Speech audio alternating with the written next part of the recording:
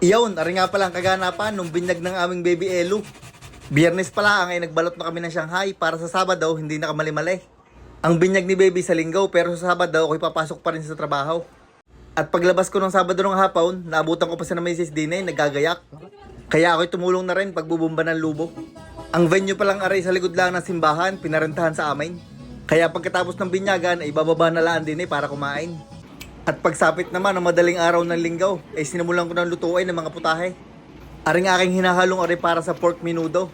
Binababad ko muna at mamaya isasalang. At habang niluluto ko yung menudo, ay nagluluto din ako diyan ng beef pares. Inuna ko na ari para lumambot agad ng karne. Kasarap ng pares na ari, dinamihan ko yung taba ng baka. At nung medyo malambot na ang karne ng beef pares, ay pinalaputan ko na gamit aring slurry. Hihinaan ko na lang ang apoy na ari para pag naluto mamaya ay bubuhatin na laang.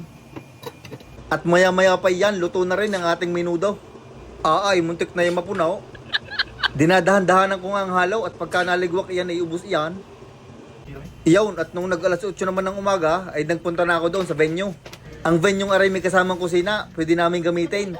Kaya din ko natatapusin yung ibang putahe. Sakto naman ako tutulungan ni paring Mark at ni kumaring Gmail. Nung kami nakapaghakot, una ko nang ginawa aring cordon bleu. Medyo matrabaho aray kaya sinimulan ko na. Irorolyo ko lang naman iyan at mamaya daw i-breading ni paring Mark. Tapos ipiprito na lang din maya-maya. Yung ibang putahe pala din hindi ko na nabidyohan at nagmamadali kami. Ay bahala na kayo. Ang isang putahe pang aming lulutuin ay carbonara. Aring aking hinahalong aray sauce noon. Tapos ako'y nagluluto din ng crispy garlic para sa ating beef pares. Ay kanina pala ako'y nagsalang na rin pork belly sa oven. Aray pinakulaan ko nung mahigit isang oras kagabi. Tapos kaninang umaga, isinalang ko sa oven na may 1.5 oras. Abay, magandang ating tunugan. Natapos na ding i-breading aring mga cordon bleu, kaya aming ipiniprito na. Salamat nga pala sa aking kumparing DJ at kumaring Abi sa pagpapahiram na ring deep fryer. Iyon, unti-unti nang naluluto mga pagkain din ay. Luto na rin pasta para sa carbonara. At pagsapit ng alaw na, ay dali-dali ako nagbihis at bibinyagan ng aming baby Elu. Doon lang ako sa kusina nagbihis, tapos ako'y umakyat lang din I baptize you in the name of the Father, in nome di Patri, and of the Son, of the Filio, ego Spiritus Sancto, and of the Holy Spirit.